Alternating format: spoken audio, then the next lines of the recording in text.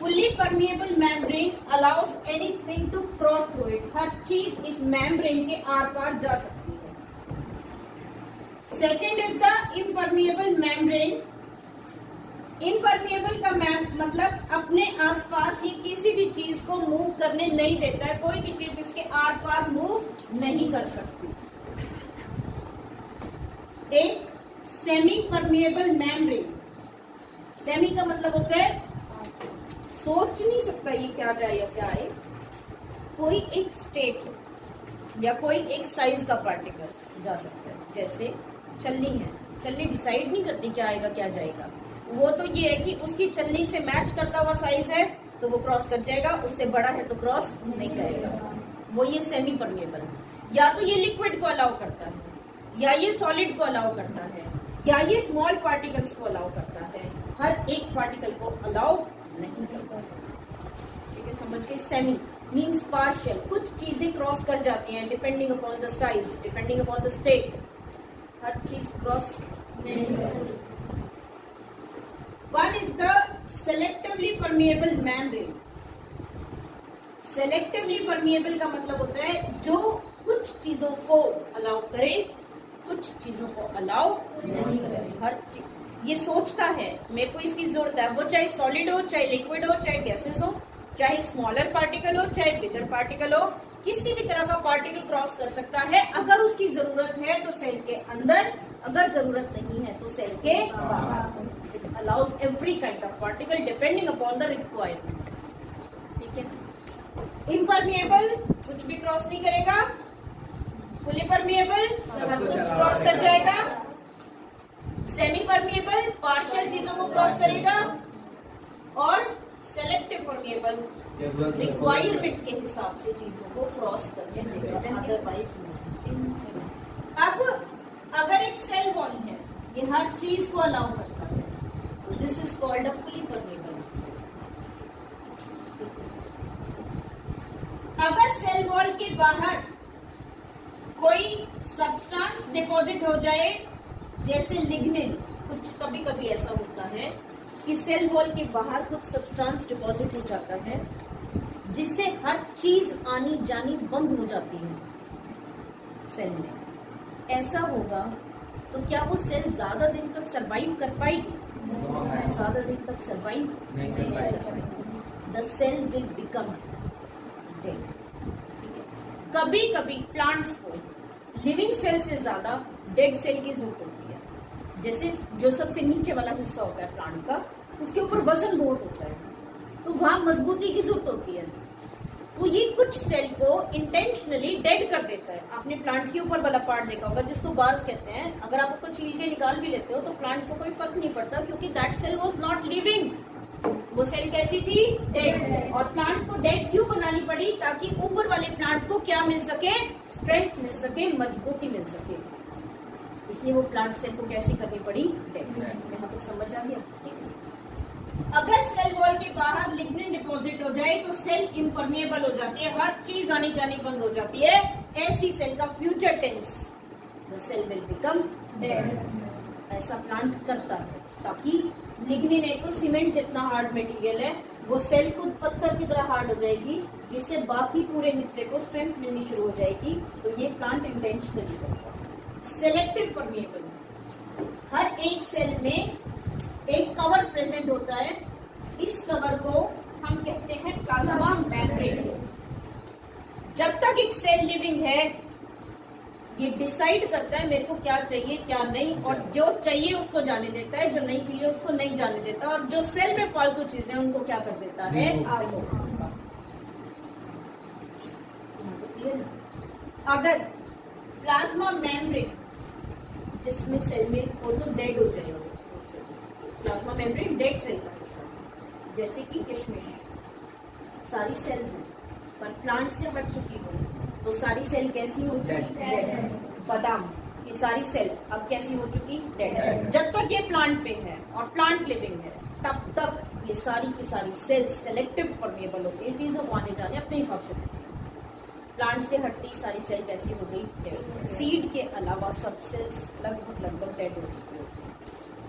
इसके बाद जब आप इसको पानी में भिगो देते हो किशमिश को, ठीक है, नमक के पानी में भिगो दो या किसी भी पानी में भिगोते हो, तो वो सिर्फ वाटर को अलाउ करता है। अगर पानी ज्यादा भी हो गया तो वो ये नहीं सोच पाता भाई पानी मेरे अंदर ज्यादा हो गया अब और अलाउ नहीं करूं। किशमिश की कैपेसिटी से ज्यादा पानी अगर किशमिश के अंदर चला जाए तो किशमिश बर्स्ट हो जाती है, पर वो रोक नहीं पाता। तो एक स्टेट कोई भी मूव करती है, ठीक है। तो डेड प्लांट की सेल की प्लाज्मा मेम्ब्रेन कैसी हो चुकी होती है, सेमी पतली। अब वो सोच नहीं पा रहा, उसमें जो पोर्स है उससे जो चीज जा सकेगी चली जाएगी, चाहे जरूरत है या नहीं है। बात समझ आ गई, ठीक है। एक सेल वॉल कैसी है, हर चीज को आने जाने देगा। सेल वॉल के बाहर लिग्निन डिपॉजिट हो जाए ये सेल डेड हो जाती है। एक प्लाज्मा मेम्ब्रेन दिमाग से सोच की चीजों को आने देता है, पर दिमाग भी तब तक काम करता है जब लिविंग हो। जब वो प्लांट में से हट गई तो वो डेड है। अब चीजें तो आ जा रही हैं, पर कुछ चीजें या तो स्मॉलर साइज की या पानी जैसी चीजें तो मूव कर पा रही हैं, बाकी चीजें मूव नहीं कर पा रही। ऐसी मेम्ब्रेन कैसी मेम्ब्रेन होती है। नाउ हम ट्रांसपोर्ट पढ़ेंगे चीजों का, फिर मेम्ब्रेन की पार्ट्स पर आएंगे और फिर कैटेगराइज करेंगे। पहले तरह तरह की मूवमेंट को समझते हैं कि कौन सी कब और कैसे। The first type of transport is diffusion. Diffusion का मतलब है, जैसे आपने कभी रियल लाइफ में देखा हो कि हमारे पास दो लाइन है ट्रैफिक की, एक तो बिल्कुल जाम है और दूसरी लाइन में जगह है, आप चल वहां भी सकते हो, ठीक है। तो अगर आप अपनी लाइन बदल के दूसरी लाइन में आ जाते हो, ये नेचुरल टेंडेंसी है, आपको लगेगा यहाँ क्राउडेड है, दूसरी लाइन छोटी है, आप कहाँ चले जाते हो, छोटी लाइन में चले जाते हो। आप कहीं कोई किसी काउंटर पे खड़े हो, टिकट काउंटर पे या किसी पे, और 2-3 लाइनें हैं, 2-3 लाइनों में एक लाइन बहुत बड़ी है, तो आप जनरली अपनी लाइन चेंज कर लेते हो, उस लाइन से हटकर कौन सी लाइन में आ जाते हो, छोटे वाली लाइन में। लाइन चेंज करने का पर्पस क्या होता है कि काम जल्दी और भीड़ भाड़ से आप थोड़ा सा दूर जाने की कोशिश करते हो, ठीक। सेकेंडली, आपने जब कभी अगरबत्ती जलाई हो तो अगरबत्ती में भी आपने देखा होगा जो धुआं है, आपने कहीं एक रूम में अगरबत्ती जलाई है और आपको उसकी खुशबू पूरे घर में नजर आ रही होती है। जो आप अगरबत्ती जलाते हो उससे जो धुआं निकलता है वो आपने कमरा बंद कर रखा है, वो कमरे में धुआं इकट्ठा हो चुका होता है, आप भी अंदर आते हो तो ऐसा लगता है आग लग गई, और लगी नहीं। आप उसकी खिड़कियां और गेट खोल देते हो, धुआं कहाँ जाना स्टार्ट हो जाता है, क्या धुआं वहीं इकट्ठा रहता है? नहीं, क्यों नहीं इकट्ठा रहता? आपस के पार्टिकल एक दूसरे से टकरा रहे हैं और टकरा के फिर वो किस तरफ मूव, जहाँ जगह मिलेगी वहां चलते चले जाएंगे और दूसरी जगह वापस उसी कमरे में आएंगे तो अपने ही पार्टिकल से टकरा के फिर वहां चले जाएंगे जहां पर उनको क्या मिल रही होगी, जगह। तो चीजें जहां ज्यादा है क्राउडेड से हमेशा कहाँ जाने की कोशिश करती है, जहां पर क्राउड कैसा होता है, क्राउडेड से लेस क्राउडेड एरिया में जाने की कोशिश को कहा जाता है डिफ्यूजन। ये लाइन से वर्ड समझ आ गया। अगरबत्ती का धुआं हमेशा जहां ज्यादा है से कहाँ जाने लगेगा, जहां पर कम है, ठीक है। इसके अलावा आपने पानी भी देखा हो, पानी जब आप कहीं पर भी फेंकते हो तो पानी अपने आप चलता चला जाता है आगे आगे, क्या पानी वहीं रुका रहता है? रुका क्यों नहीं रहता? Because the substance tries to move from a higher concentrated मतलब अमाउंट, क्वांटिटी, हाई क्वांटिटी से कहाँ जाने की कोशिश करता है। अब सॉलिड मूव करें, लिक्विड मूव करें या गैसेस मूव करें, कोई भी चीज जहां ज्यादा है से अपने आप वहां जाने लगती है जहां पर वो चीज कम है, ठीक है। जब हम सांस लेते हैं, हवा में से हमने ऑक्सीजन और नाइट्रोजन को इनहेल करके ब्रीद इन किया।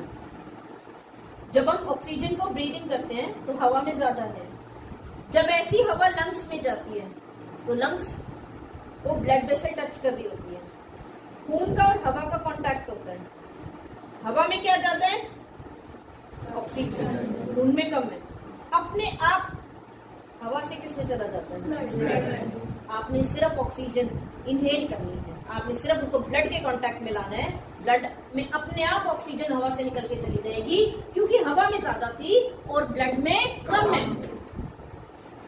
ब्लड के अंदर कार्बन डाइऑक्साइड भर चुकी है, कार्बन डाइऑक्साइड ब्लड से अपने आप निकलकर किसके अंदर चली जाती है, हवा। जब आप उसको एक्सेल करते हो नाउ एक्सेल्ड एयर, कितना मोमेंट ऑफ फ्रैक्शन लगा, आपने इनहेल किया एक्सेल किया, उसी में इनहेलेशन के वक्त ऑक्सीजन ज्यादा थी और एक्सेल करते करते क्या ज्यादा हो।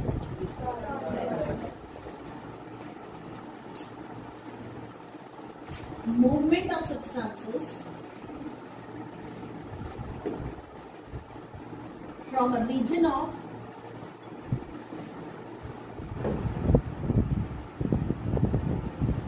देयर हाई कॉन्सेंट्रेशन, कॉन्सेंट्रेशन का मतलब होता है amount, from a region of their higher amount, मतलब ऐसी जगह जहां पर उनकी अमाउंट ज्यादा है, to the region of their lower concentration.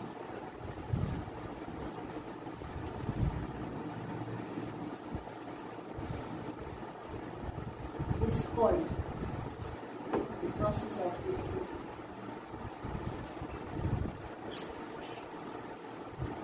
अब पढ़ेंगे ऑस्मोसिस। ऑस्मोसिस में हम लोग रियल लाइफ बातें करेंगे।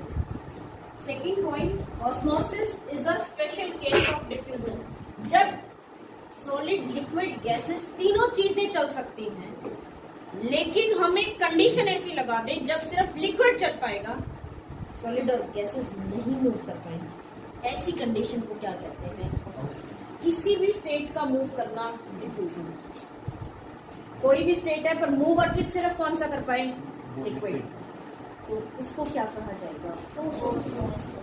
आप समझेंगे इसको। ये पानी, the black dot represents the water and the blue dot represents the colour of the Holi. Holi का रंग मतलब होली वाला पानी। जब होली का पानी या कलर का पानी कम होने लगता है तो जनरल एक टेंडेंसी होती है कि उसी में और पानी मिला देते हैं, वो सारा ही पानी फिर कैसा बन जाता है? कलर। क्या कोई फर्क भी होता है? थोड़ा लाइट होता है, पर कलर ऊपर भी होता है, नीचे सारे से फैल जाता है। और 10-15 मिनट वेट करें तो ऊपर वाला लिक्विड और नीचे वाला लिक्विड बिल्कुल सेम होता है, कलर का कोई फर्क नहीं होता। हो चाहे लाइट जाए पर पूरे का होता कैसा है? सेम। ये मैंने वही कंडीशन दी है जहाँ पे ये होली का पानी कलरफुल और इसके ऊपर पानी और मिक्स किया है। मैंने ब्लैक डॉट शो किया ना, ब्लू नहीं शो की। इसका मतलब सिर्फ प्योर वाटर है ये। मैंने इसके ऊपर प्योर वाटर मिक्स किया, जैसे ही इसके ऊपर पानी डालते हो अनडिस्टर्ब कंडीशन में डाला, मतलब मैंने इस पानी को हिलाया नहीं ज्यादा, बहुत आराम से पानी ऐड कर दिया। ऊपर पहले तो तुम्हें पानी नजर आएगा, but after some time the blue colours high amount में सॉलिड यहाँ है और ऊपर कम है। सॉलिड क्या है यहाँ पे? Colour of the Holi. ये सारा कहाँ जाना स्टार्ट करेगा? ऊपर। ये ब्लैक वाटर यहाँ ज्यादा है और यहाँ पे कम। पानी कहाँ जाना शुरू करेगा? नीचे। Solid also diffuses and liquid also diffuses. समझ आ गया डिफ्यूजन? ठीक है। दोनों के डिफ्यूजन से इंटरमिक्सिंग हो जाती है और आपको एक सिमिलर अमाउंट का सोल्यूशन मिल जाता है।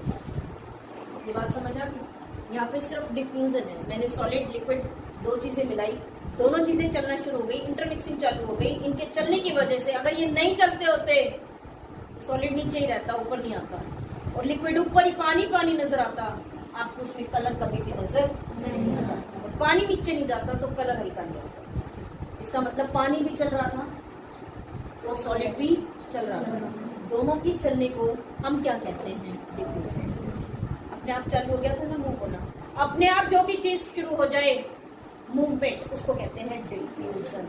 अब सपोज जैसे आप कभी चीनी मिलाते हो दूध में, चीनी के ऊपर दूध मिला के छोड़ दिया, मिक्स करते हैं, बस वो मिक्सिंग जब हम चीनी चम्मच से मिलाते हैं तो काम जल्दी हो जाता है। अगर आप मिक्स नहीं करते, आधे एक घंटे के बाद आप उस चाय को पीते या दूध को पीते तो आपको पूरा का पूरा सोल्यूशन कैसा नजर आता है? मीठा।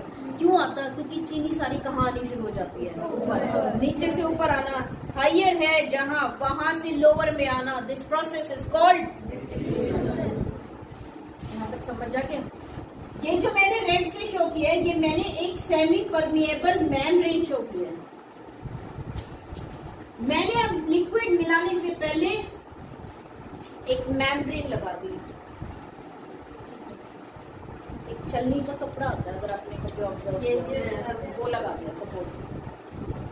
नीचे होली के कलर का पानी है और ऊपर सिर्फ पानी, ये टच कर रहे हैं। Semi permeable allows only liquid to move across it. Solid और गैसेस मूव इसके आर पार नहीं कर पाएंगी। मूवमेंट वैसी होगी जहां ज्यादा है वहां से जहां पे कम है, पर लेकिन सिर्फ कौन चल पाएगा? लिक्विड। तो जब सॉलिड लिक्विड गैसेस की मिक्सिंग चल रही हो और मिक्सिंग जिनमें हो रही हो उनको दो सेमी परमिएबल मेम्ब्रेन से हम सेपरेट कर दें, the only liquid phase is able to move. Solid और गैसेस मूव नहीं कर पाती हैं। This process is called. अभी समझा रहे। जब हम इनको मिक्स करते हैं, ब्लू तो सारे नहीं रहा, ठीक है। अब इसमें उतनी जगह में पानी और सॉलिड है और इसमें उतनी जगह में क्या है? सेम है water, but water plus solid, only water. कहाँ ज्यादा होगा वाटर? अपर की लोअर? लोअर में उतनी ही क्वांटिटी में पानी और सॉलिड दो चीजें हैं, ऊपर उतनी जगह में पानी पानी पड़ा है। पानी कहाँ ज्यादा? वॉल्यूम उतना ही है। अगर ये 20 ml है तो ये भी 20 ml है। अब पानी कहाँ ज्यादा? 20 ग्राम, ठीक है। में चॉकलेट भी है और टॉफी भी है, और 20 ग्राम में सिर्फ चॉकलेट है, दोनों का वजन बराबर। तो तुम्हारे हिसाब से चॉकलेट का मास कहाँ ज्यादा है? ए केस में कि बी केस में? जहाँ सिर्फ चॉकलेट है 20 ग्राम वहाँ ज्यादा होगा, ठीक है। चॉकलेट का वजन इसमें ज्यादा है। दोनों का वजन तो बराबर है, पर उतने ही वजन में चॉकलेट भी है और टॉफी भी है, और इसमें उतने ही वजन में क्या है? सिर्फ चॉकलेट। तो चॉकलेट का वजन कहाँ ज्यादा है? 20 ग्राम में। ऊपर भी 20 ग्राम पानी, नीचे भी 20 ग्राम, पर उस 20 ग्राम में पानी भी है और कलर भी है, और ऊपर 20 ग्राम में सिर्फ पानी है। तो पानी की क्वांटिटी कहाँ ज्यादा हो गई? The water will start to diffuse in the lower direction. पानी नीचे बढ़ेगा, इसका कलर हल्का हो जाएगा, ठीक है। क्या इसमें कोई फर्क आएगा? इसमें कुछ गया ही नहीं, सॉलिड गया ही नहीं। यहाँ पे यहाँ से सिर्फ लिक्विड का वॉल्यूम तो कम हो जाएगा और कलर में कोई चेंज नजर नहीं। एक बड़ा सा कंटेनर लेते हैं, उसमें आंबे की स्लाइसेस बना के रख देते हैं, उसमें पहले नमक और हल्दी मिक्स करते हैं। 2-4 घंटे के बाद उसमें से पानी निकल जाता है सारा। फिर उसको पानी को छान देते हैं, फिर कुछ देर छोड़ते हैं, फिर वो पानी रिमूव होता है, फिर ऐसे 2-3 बार प्रोसेस करके बाद में लास्ट में धूप पे सुखा देते हैं। ऐसा करने की वजह से आम जो 2 दिन में खराब हो रहा था, अचार को तुम 2 साल भी रख लोगे तो वो डैमेज नहीं होता। अब उसको समझेंगे कैसे। ये है वो कंटेनर जिसमें कि मैंगो की स्लाइसेस रखी हैं। Mango slices means the mango cells, group of mango cells. इनके अंदर सेल्स हैं and sales contain 70% water. Mango में तो वैसे भी ज्यादा ही होगा क्योंकि जूसी मटेरियल है। इसके ऊपर स्प्रिंकल करते हैं सॉल्ट। पहले सॉल्ट समझेंगे क्यों स्प्रिंकल करते हैं। जब हम सॉल्ट को स्प्रिंकल करते हैं तो सॉल्ट और एक तरह से जो मैंने ये ब्लू शो किया, ये blue circle semi permeable membrane होगी। सेलेक्टिव ट्यूबिंग प्लाज्मा मेम्ब्रेन है। मैंगो सेल में आउटर सेल वॉल, इसको तो कोई दिक्कत ही नहीं है, कुछ आए कुछ जाए क्योंकि इट इज फुल्ली परमिएबल। इसके अंदर एक मेम्ब्रेन और प्रेजेंट होती है, उस मेम्ब्रेन को क्या कहते हैं? Plasma membrane. सेलेक्टिव है जब तक ये पेड़ से जुड़ा था, और पेड़ से टूटती कैसी हो जाएगी? लिक्विड को तो अलाउ करेगा, ये सॉलिड को अलाउ नहीं करेगा। समझ गए? जब मैं मैंगो स्लाइस के आसपास सॉल्ट ऐड करती हूँ, ये हो गई सेल। इसके आसपास जो माहौल है उसको कहा जाता है मीडियम। जब मैं वर्ड यूज कर रही हूँ मीडियम, इसके मतलब सेल के आसपास की कंडीशन कैसी, ठीक है। तो हमने मीडियम में क्या ऐड किया, मतलब आसपास कैसा माहौल दिया? सेल में 80% वाटर, 20% सॉलिड चीजें होंगी, और बाहर केवल क्या है, सॉलिड। इस हिसाब से तो solid from the medium should cross the solid and go into the solid in the medium should go into the cell. ऐसा होता नहीं, क्यों? क्योंकि सेल के आसपास मेम्ब्रेन कौन सी है, सेमी, जो सॉलिड को अलाउ नहीं करेगी। अब देखो, इसमें सेल में पानी ज्यादा है और बाहर पानी है ही नहीं, चार में पानी डालेंगे, वाटर कहाँ से कहाँ, सेल से बाहर। अगर मैं पानी को देखूं, the water should move from the cell of the mango to the medium. Medium मतलब जिस भी कंटेनर पे रखो उसमें पानी चला जाना चाहिए। सेल से बाहर पानी जाएगा तो सेल कैसी हो जाएगी, सिकुड़ जाएगी, ठीक है, ड्राई हो जाएगी। बैक्टीरिया को किसी भी चीज पर पनपने के लिए पानी की जरूरत होती है। इसमें से जो पानी निकला, प्रोसेस कौन सा, ऑस्मोसिस की डिफ्यूजन, हमने ऑस्मोसिस से सेल के अंदर पानी खत्म कर दिया। पानी खत्म हो जाएगा तो बैक्टीरिया उसके ऊपर ग्रो करके हल्दी भी डालते हैं। हल्दी एंटीसेप्टिक होती है। जो बैक्टीरिया ऑलरेडी है उसे मार देते हैं। तो अब जो इसमें से स्लाइसेस निकलेंगे उनको ड्राई कर लिया, उनकी वो कम जगह लेंगी मैंगो से कि ज्यादा, कम श्रिंक हो गई क्योंकि सारा पानी बाहर निकल गया और इनके ऊपर बैक्टीरिया ग्रो नहीं। अब जो मसाले डालेंगे तो ये खराब नहीं होगा क्योंकि बैक्टीरिया की ग्रो करने वाली सारी कंडीशन खत्म कर सी। This is the neck area. जब हम नोज के थ्रू कोई बैक्टीरिया इनहेल कर लेते हैं, the bacteria resides in the neck for some time.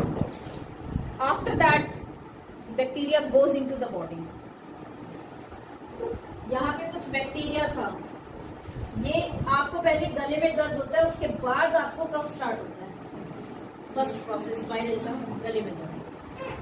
पहले बैक्टीरिया कुछ देर नेक में रहता है। जब आप गार्गल करते हो तो गर्म पानी के अंदर क्या मिक्स करते हैं, पानी, और पानी के अंदर नमक मिलाया जाता है ज्यादा, ठीक है। ये मैंने रेड से क्या शो किया, सॉल्ट, और ये मैंने ब्लू से क्या शो किया, वाटर। जब हम इसमें जब हम गार्गल करते हैं तो we bring this salt water very close to bacteria, ठीक है।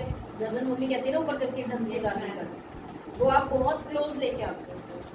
सॉल्ट ये मीडियम हो गया, जो गार्गल कर रहे हैं वो मीडियम है। आपने बैक्टीरिया की सेल को कैसा माहौल दिया, सेल कौन सी, बैक्टीरिया, माहौल नमक का पानी, ठीक है।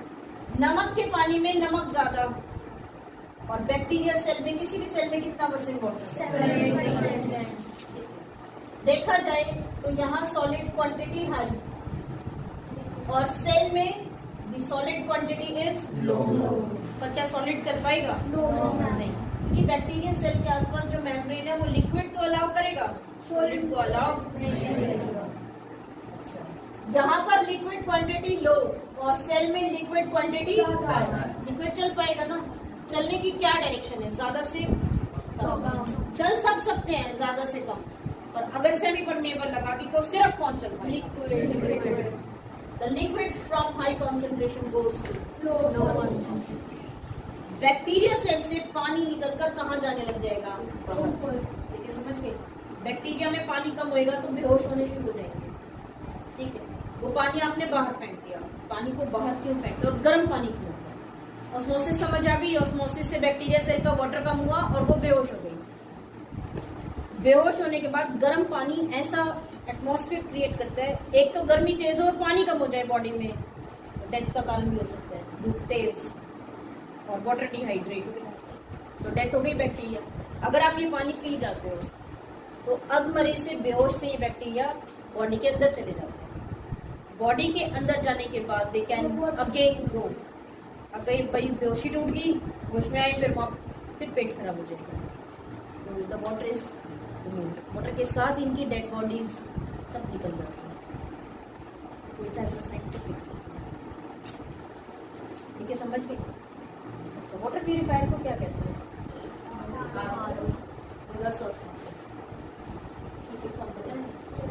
रिवर्स ऑस्मोसिस की डायरेक्शन को क्या कर देते हैं? उल्टा, मतलब लो से कहाँ जाने लग जाएगा वो भी समझेंगे। एक एग्जांपल और याद है, सपोज दी कुकुम्बर स्लाइसेस। अब ये खीरा है, इसके ऊपर भी आपने कभी देखा हो जब सैलेड बनाते हैं तो खीरे की स्लाइसेस बहुत मोटी मोटी होती हैं, ठीक है, और प्लेट में पानी नहीं होता, वो तो तुमने जितना नींबू डाला होता है उतना ही पानी होता है बस। 5, 10, 15 मिनट के बाद स्लाइसेस बिल्कुल पतली पतली नजर आती हैं। आपको यूं भी नहीं, आप सोच भी नहीं सकते इतनी पतली काटेंगे, जितनी पतली वो नजर आती है। अब आपको ऐसा देखा है कभी? आपको लगता है शायद पतली वाली स्लाइस लास्ट में बच गई होगी, वो बच नहीं गई होती, वो मोटी की ही क्या हो चुकी होती है। और उस प्लेट में पानी भर चुका होता है, नींबू से डबल ट्रिपल क्वांटिटी में बॉइल होता है। कभी ऑब्जर्व की? कुकुम्बर के ऊपर सॉल्ट स्प्रे हुआ, कुकुम्बर सेल लिविंग, और ये जो मैंने सॉल्ट स्प्रिंकल किया, नींबू भूल गए, कोई बात नहीं, जो मैंने सॉल्ट स्प्रिंकल किया दिस इज द मीडियम, और जो कुकुम्बर है ये सेल है। Now the medium have high solid, और कुकुम्बर की सेल में लिक्विड 70% है और सॉलिड 30, मतलब सॉलिड कम है, ठीक है। पर चलो ठीक है, सॉलिड कम है। डिफ्यूजन तो कहता है यहाँ से यहाँ सॉलिड जाएगा, बाहर से नमक खीरे की स्लाइस में चला जाएगा, और ऐसा हो नहीं पाता। जो सॉलिड को अलाउ नहीं। अच्छा, अब लिक्विड बाहर है नहीं और अंदर ज्यादा है सेल के, तो खीरे की स्लाइस में से पानी बाहर जाना चाहिए। क्या जा पाएगा? क्योंकि सेमी परमिएबल लिक्विड को तो अलाउ करती है, तो सॉलिड को अलाउ नहीं करती। The water will move out from cucumber, तो कुकुम्बर श्रिंक होती चली जाती है और पानी बाहर चला जाता है। जब भी कभी सेल में से water moves out, it shrinks. हम इस ऑस्मोसिस को नाम देते हैं एक्सो ऑस्मोसिस। बाहर जाना मतलब पता चल रहा है कि पानी सेल से बाहर जा रहा है। पानी सेल से बाहर जब जाएगा जब बाहर सॉलिड ज्यादा होगा और लिक्विड कम होगा। हम ये नहीं कहते लिक्विड बाहर कम है, हम ये कहते हैं बाहर सॉलिड। इसीलिए बस यही पॉइंट है बच्चों को जो कंफ्यूज करता है, इसके अलावा कोई कंफ्यूजन नहीं है। अगर मैं ये कह देती लिक्विड बाहर जा रहा है क्योंकि लिक्विड बाहर कम है, कोई दिक्कत ही नहीं। ये यूं नहीं कहता बाहर लिक्विड कम है, ये यूं कहता है बाहर सॉलिड ज्यादा है। समझ गए? तो फिर क्या लिखेंगे? एक्सोस्मोसिस कब होगा? When medium have high concentration of solid, ठीक है। हाई अमाउंट ऑफ सॉलिड को, हाई अमाउंट ऑफ सॉलिड के लिए एक वर्ड यूज करते हैं when the medium is hyper। Hyper मतलब क्या होता है? कोई ज्यादा गुस्से में आ जाता है जब वर्ड यूज करते हैं, हाइपर हो गया। हाइपर का मतलब क्या होता है? कोई चीज ज्यादा को लिए वर्ड क्या यूज होता है? हाइपर। तो यार जब बात करते हैं मूवमेंट किसकी बात करेंगे? लिक्विड की, ठीक है। और अमाउंट किसके डिस्कस करेंगे? सॉलिड। बस यही दिक्कत है, ठीक है। देखो मैं कहना चाहती हूँ लिक्विड सेल में ज्यादा है और बाहर कम है, तो लिक्विड सेल से बाहर चला गया। सेल से बाहर, सेल हमारा घर, सेल को हम घर मानते हैं। कोई चीज बाहर जाती है उसके लिए वर्ड यूज होता है एग्जिट। पानी बाहर जा रहा है तो पानी के लिए ऑस्मोसिस, एग्जिट के लिए एक्सो। वर्ड क्या यूज किया? एक्सो ऑस्मोसिस। होगा कब? जब बाहर पानी कम है। और हम ये नहीं कहते बाहर पानी कम है, हम कहते हैं बाहर सॉलिड ज्यादा। उसी से क्लैरिटी आनी चाहिए कि बाहर पानी कम होगा, फिर इसका मतलब। तो फिर क्या लिखा है हमने? High amount of solid when the medium, मतलब बाहर जब सॉलिड ज्यादा है पानी कम ही होगा, ठीक है। हाई अमाउंट ऑफ सॉलिड के लिए इसी हम वर्ड का यूज करते हैं। समझ आ गया? सपोज एक कंटेनर में रखी रेजिन मतलब पानी है इसमें, ड्राई फॉर्म, मतलब लिक्विड तो नहीं है और solid. These are resins. and they have only solid. किशमिश को मम्मी क्या करती है? जब किशमिश को पानी में भिगो रहे हैं तो पानी में नमक चीनी कुछ मिलाती है मम्मी? लिक्विड में पानी ज्यादा है, अब लिक्विड ज्यादा है, बाहर सॉलिड नील, लिक्विड हाई, इस हिसाब से सॉलिड किशमिश से बाहर जाना चाहिए और जाएगा नहीं, क्योंकि सेल है और सेल के बाहर मेम्ब्रेन सेल कर लेगा, which do not allow solid to. पानी बाहर ज्यादा से अंदर आना चाहिए, आ जाएगा सेमी परमिएबल, क्योंकि लिक्विड को अलाउ करता है। सेल के अंदर आ रहा है ना पानी, हम सेल को अपना घर मानते हैं, तो इस फिनोमिना को क्या कहेंगे? एंडोऑस्मोसिस। कभी किसी सेल में एंडोऑस्मोसिस हो, पानी अंदर आता है तो किशमिश फूल जाती है ना, जिसको इंग्लिश में क्या कहोगे? The cell will swell. ऐसा कब होगा? जब मीडियम में पानी डिस्कस नहीं होगा, मीडियम में क्या डिस्कस होगा? सॉलिड। पानी अंदर तब आएगा जब बाहर पानी ज्यादा है, और हम ये नहीं कहते बाहर पानी ज्यादा है, बाहर सॉलिड कम है। ये वाली लाइन समझ आ गई नैतिक आपको? लास्ट मीडियम में सॉलिड कॉन्सेंट्रेशन कैसी है? कम, और उसके लिए वर्ड यूज होता है hypotonic. Medium has low solid concentration, then the water will move inside. This is called hypotonic. पानी कब तक जाएगा? जब तक दोनों जगह बराबर नहीं हो जाएगा। ऑस्मोसिस कब तक होगी? जब तक दोनों जगह अमाउंट बराबर नहीं हो जाए, और जब अमाउंट बराबर हो जाएगी तो जब आप सुबह सुबह प्लांट्स को पानी देते हो तो रूट्स में पानी कम होता है और मिट्टी में ज्यादा, तो मिट्टी से पानी कहाँ चला जाता है? अपने आप। कब तक जाएगा? जब तक बराबर नहीं होता, मिट्टी में और रूट के अंदर बराबर ना हो जाए। इसका मतलब अगर आपने 1 गिलास पानी पिया है तो रूट कितना पानी उठा पाएगी? आधा, पूरा उठा नहीं पाएगी। ये भी दिक्कत है। फिर प्लांट में एक मैकेनिज्म होता है जिससे अगर बाहर चीज कम भी रह जाए ना, जब भी खींच लेता है, और उसके लिए सेल लिविंग होनी चाहिए। और ये सारी सेल कैसी थी? डेड।